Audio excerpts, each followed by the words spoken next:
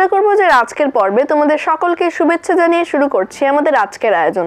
তোমাদের সাথে আছি আমি সাদিকা নামসাদ। প্রতি পর্বের মতো এই পর্বেও শুরুতেই জানিয়ে দিচ্ছি এ সপ্তাহের সংবাদ শিরোনামগুলো। স্কুল ভ্যান গাড়িতে ঝুঁকিপূর্ণভাবে যাতায়াত করতে হচ্ছে শিক্ষার্থীদের, উদ্বিগ্ন অভিভাবকরা।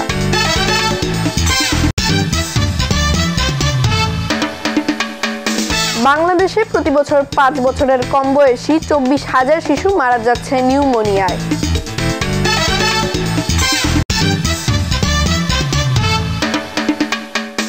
নবম শ্রেণী থেকে আবারও বিভাগ বিভাজন তুলে দেওয়ার পরিকল্পনা করছে শিক্ষা মন্ত্রণালয়। এবারে বিস্তারিত।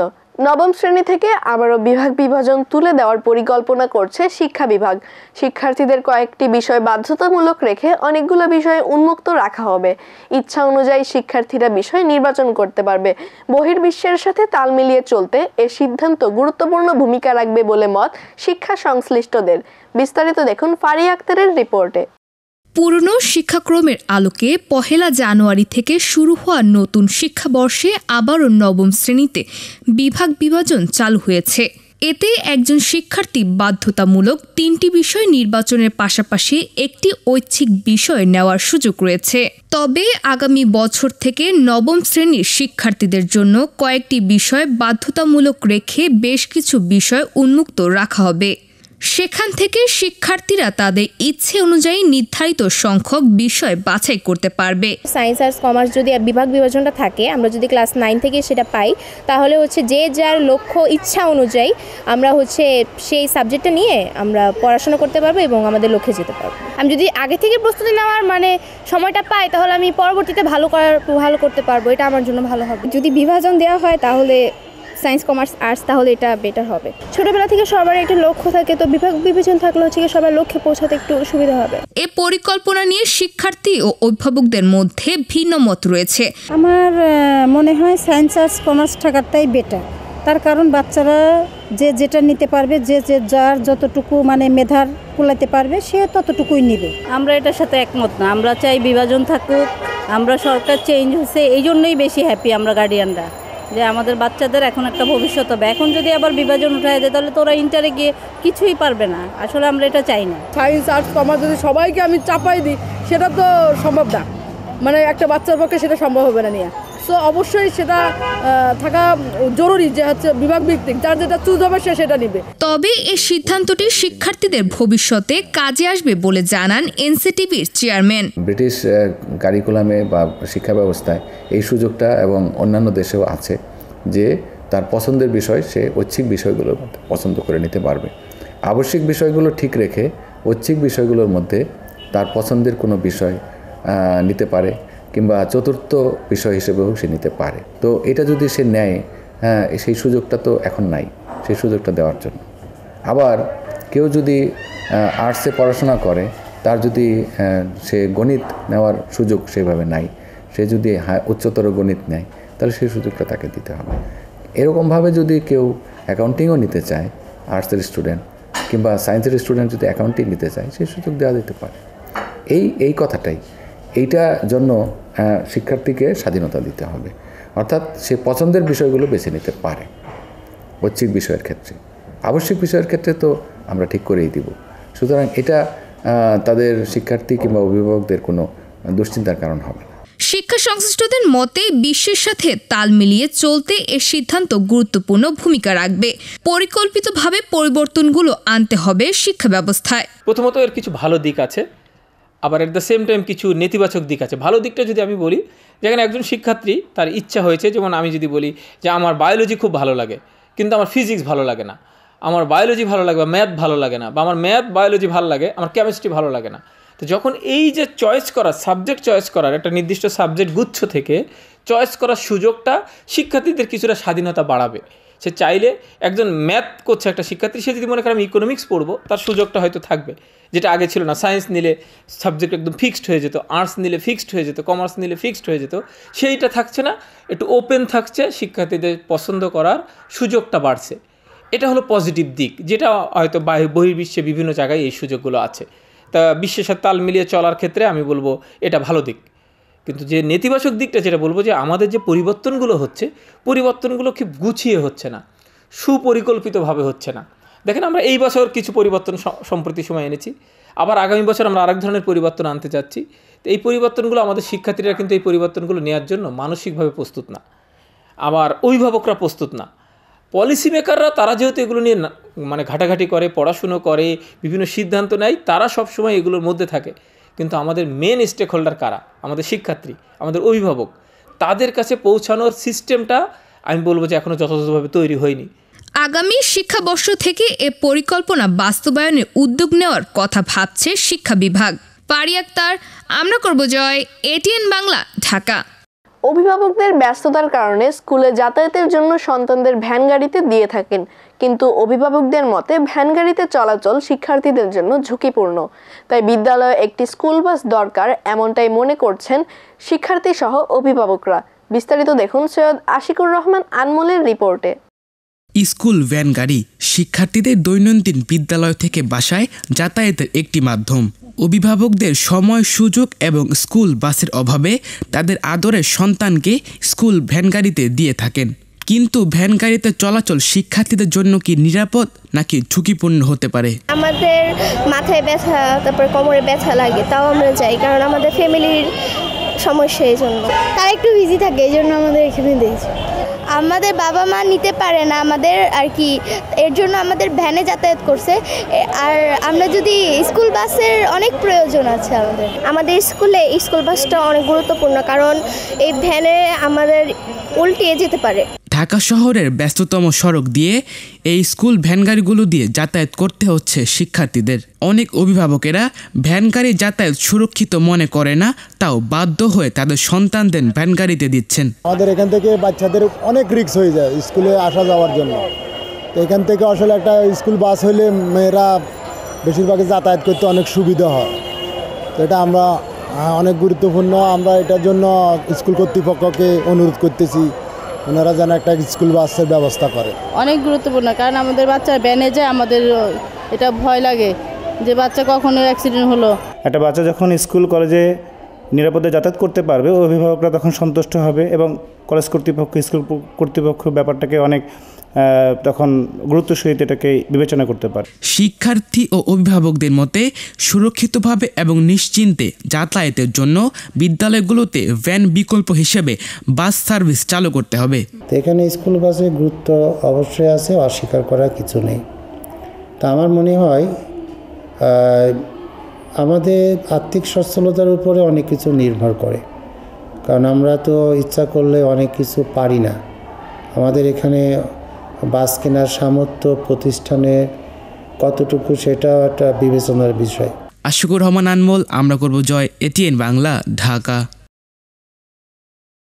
চীনের পর ভারতেও ইনফ্লুয়েঞ্জার লক্ষণযুক্ত HMPV আক্রান্ত রোগীর সন্ধান মিলেছে। বেশ কিছু শিশুরাও আক্রান্ত হয়েছে এই ভাইরাসে। তাই বিশেষজ্ঞরা বলছেন আমাদের দেশে সর্দি কাশি জ্বর হলে আমাদের সকলকেই সচেতন থাকতে হবে। বিস্তারিত দেখুন সিনথিয়া জান্নাতের। তাই বিশেষজ্ঞদের মতে সচেতন থাকাই আমাদের কর্তব্য। সিনথিয়া জান্নাত, আমরা করব জয়, ডেস্ক। নিউমোনিয়া শীতকালে শিশুদের জন্য এক নীরব ঘাতক। বাংলাদেশে প্রতি বছর 5 বছরের কম বয়সী 24,000 শিশু মারা যাচ্ছে। সময়মতো চিকিৎসা না নেওয়া প্রধান কারণ বলে জানাচ্ছেন বিশেষজ্ঞরা। আরও দেখুন নওশিন জাহান তাসমিয়ার রিপোর্টে। নিউমোনিয়া শিশুদের জন্য শীতকালে সবচেয়ে বড় স্বাস্থ্য ঝুঁকিগুলোর একটি। একটু অবহেলা কিংবা অসচেতনতা একটি শিশুর জীবনকে বিপন্ন করে তুলতে পারে। Bangladesh demographic and health survey 2022 তথ্য মতে দেশে প্রতি বছর 1 থেকে 5 বছর বয়সী 1 লাখ শিশু সংক্রামক রোগে মারা যায়। এর মধ্যে 24,000 শিশুই নিউমোনিয়ায় মারা যাচ্ছে। বিশ্বের অন্যান্য দেশে এই মৃত্যুর হার যেখানে 14%, সেখানে বাংলাদেশে তা বেড়ে দাঁড়িয়েছে 24%। চিকিৎসকরা বলছেন শীতকালে শিশুদের বিশেষ যত্ন ও খেয়াল রাখতে হবে। এর সাথে সময় মতো টিকা গ্রহণ করা প্রয়োজন। বাংলাদেশে যে লেটেস্ট হিসাব রয়েছে 2021 সালের, সেখানে দেখা গিয়েছে যে বাংলাদেশে গড়ে প্রতি বছর প্রায় 24,000 শিশু নিউমোনিয়াতে মারা যায়। এবং দুঃখজনক হলো এই 24,000 শিশুই এই মৃত্যু আমরা ইচ্ছা করলে প্রতিরোধ করতে পারি। তো নিউমোনিয়ার বাংলাদেশে 2টা ভ্যাকসিন রয়েছে, যেটা একটা 2009 সালে, একটা 2015 সালে শুরু হয়েছে। হিপ ভ্যাকসিন এবং নিউমোকক্কাল ভ্যাকসিন। এই দুটো ভ্যাকসিন দিয়ে আমরা নিউমোনিয়ার অনেকাংশে মৃত্যু কমিয়েছি। 1990 সালে বাংলাদেশে নিউমোনিয়ার মৃত্যু হার ছিল প্রায় লক্ষাধিক, সেখান থেকে আমরা 24,000-এ নেমে এসেছি, মানে 3 ভাগের 2 ভাগই কিন্তু কমে গেছে। এখন কমাতে হলে আমাদেরকে অনেকগুলি জিনিসকে অ্যাড্রেস করতে হবে, যেরকম পুষ্টি। যদি এক্সক্লুসিভলি ব্রেস্ট ফিডেড বাচ্চা হয় তাদের ক্ষেত্রে নিউমোনিয়ায় মৃত্যু ঝুঁকি অনেক কম। যারা অপুষ্টিতে ভুগে তাদের ক্ষেত্রে নিউমোনিয়ায় মৃত্যু ঝুঁকি অনেক বেশি। অভিভাবকদের পরামর্শ হচ্ছে আপনার একটা শিশু জন্মগ্রহণ করার সাথে সাথেই তার নিউমোনিয়ার নিয়ে চিন্তা করতে হবে। সেই লক্ষ্যে আমরা বাবা মাকে উদ্বুদ্ধ করব যাতে তার বাচ্চাটা এক্সক্লুসিভলি ব্রেস্ট ফিডিংয়ে থাকে। এর সাথে সাথে আমরা জন্মের পরে টিকা শুরু করে দেব। নিউমোনিয়ায় এই উচ্চমাত্রায় মৃত্যুর হার কমাতে বিশেষজ্ঞরা দিচ্ছে নানা তথ্যপাত্য। ঘরের বায়ুর মান উন্নত করলে অর্ধেক মৃত্যুর হার ঝুঁকি কমানো সম্ভব। নিয়মিত হাত ধোয়ার মাধ্যমে 21% মৃত্যুর হার কমায়। আর জন্মের প্রথম 6 মাস শুধুমাত্র মায়ের দুধ খাওয়ালে শিশুর মৃত্যু ঝুঁকি 15% কমানো সম্ভব। একটা আবহাওয়া যখন চেঞ্জ হয় তখন অধিকাংশ, বিশেষ করে এরা শুধুমাত্র বাচ্চারা না, বড়রাও সাধারণত এই রেসপিরেটরি ট্র্যাক্টের ইনফেকশনে ভোগে, যেটাকে এআরআই বলি। লক্ষণের ভিতরে থাকবে যে বাচ্চার জ্বর থাকবে, জ্বরের সাথে তার কাশি থাকবে, নাক দিয়ে পানি পড়া নিয়ে শুরু হবে, জ্বর, কাশি, এবং যে রেসপিরেটরি রেট, একটা বাচ্চার রেসপিরেটরি রেট নর্মালি 0 থেকে 2 মাস পর্যন্ত থাকে 60-এর নিচে, 2 মাস থেকে 1 বছর পর্যন্ত 50-এর নিচে, 1 বছর থেকে 5 বছর পর্যন্ত সাধারণত 40-এর নিচে থাকে। তাহলে এই রেসপিরেটরি রেটটা প্রতি মিনিটে বেড়ে যাবে, যে বাচ্চাদের ডিফারেন্ট যে এজগুলো থাকে এজ অনুসারে বেড়ে যাবে। তাছাড়া প্রতি শ্বাস প্রশ্বাস নেওয়ার সময় বুকের ছাতার নিচেই বসে যাবে, যে তার বুকের ছাতার নিচে বসে যাচ্ছে, এবং বুকের ভিতরতে এক ধরনের সাউন্ড আসবে যেটা স্টার্টার বলে। তাছাড়া সে যা খাচ্ছে বমি করে দিবে, মানে খেতে পারবে না, অথবা নেতিয়ে যাবে, এই প্রবলেমগুলো। আর সিভিয়ার যে সাইনগুলো একটা বাচ্চা থাকে, যে জ্বরের পরিমাণটা অনেক বেশি, হাইপারথার্মিয়া থাকতে পারে, অথবা এই ইনবিটুইন টাইমের ভিতরে তার জ্বরের সাথে একটা খিঁচুনি হতে পারে, যে হয়ে গেলে তখন এটাকে ডেঞ্জার সাইন বলা হয়। এবং এই লক্ষণগুলো যদি পরিলক্ষিত হয় অবশ্যই বাচ্চাটাকে হসপিটাল অথবা নিকটবর্তী চিকিৎসকের শরণাপন্ন হতে হবে। নিউমোনিয়ার লক্ষণগুলো দেখা দিলে সঙ্গে সঙ্গে চিকিৎসকের শরণাপন্ন হতে হবে এবং সঠিক পরামর্শ অনুযায়ী চিকিৎসা নিতে হবে। নওশিন জাহান তাসমিয়া, আমরা করব জয়, ইটিএন বাংলা, ঢাকা। শিশু কিশোরদের কাছে জনপ্রিয় হয়ে উঠছে কোডিং। যন্ত্রের সাথে যোগাযোগ করার ভাষা হলো কোডিং। অনেক শিশুর ইচ্ছে এই কোডিং শিখে ওয়েব ডেভেলপিং এর মতো কাজ করার। বিস্তারিত দেখুন সামুরসালিন আহমেদ খোকার রিপোর্টে। আমাদের যেমন ভাষা আছে, যন্ত্রেরও ঠিক তেমন ভাষা আছে, যে ভাষাকে বলে কোডিং। শিশু কিশোররাও পিছিয়ে নেই, তাদেরও আগ্রহ বাড়ছে কোডিং শেখার উপর। কিন্তু বাংলাদেশে পর্যাপ্ত কোডিং একাডেমি না থাকার কারণে সব শিশুরা সুযোগ পাচ্ছে না কোডিং শেখার। আসলে প্রোগ্রামিং মূলত একটু পরে আসে, কারণ প্রথমে হচ্ছে মার্কআপ ল্যাঙ্গুয়েজ বা HTML CSS এগুলোর থ্রুতে তাদের হাতে খড়িটা শুরু হয়। আজকে যে শিশুগুলোকে এখানে দেখতে পাচ্ছেন, এরা কিন্তু ওয়েব ডিজাইনিংয়ের মাধ্যমে তাদের প্রোগ্রামিংয়ের যে যাত্রাটা, সেই যাত্রাটা শুরু করে।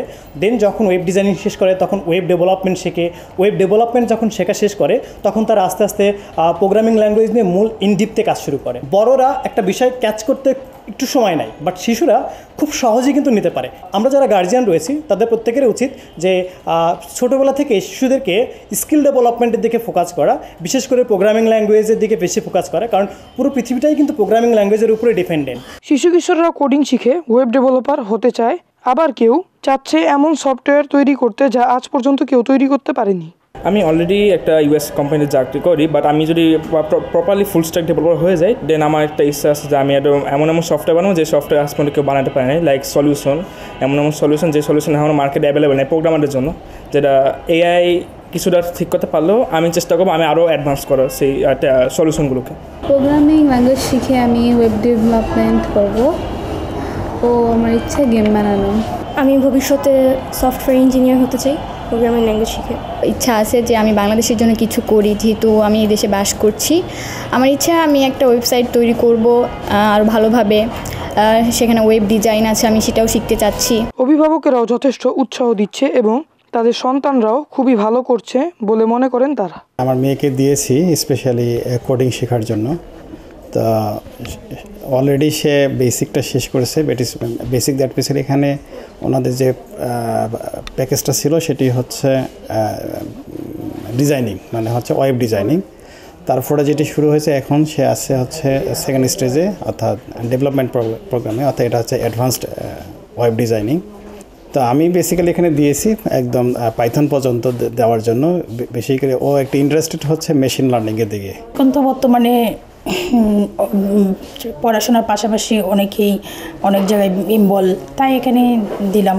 বাচ্চারা এগুলি ছোটোবেলার থেকেই ওরা অনেক আপডেট, এগুলি এখন ইন্টারনেটের যুগ তো সব কিছু ডিজিটাল হয়ে গেছে।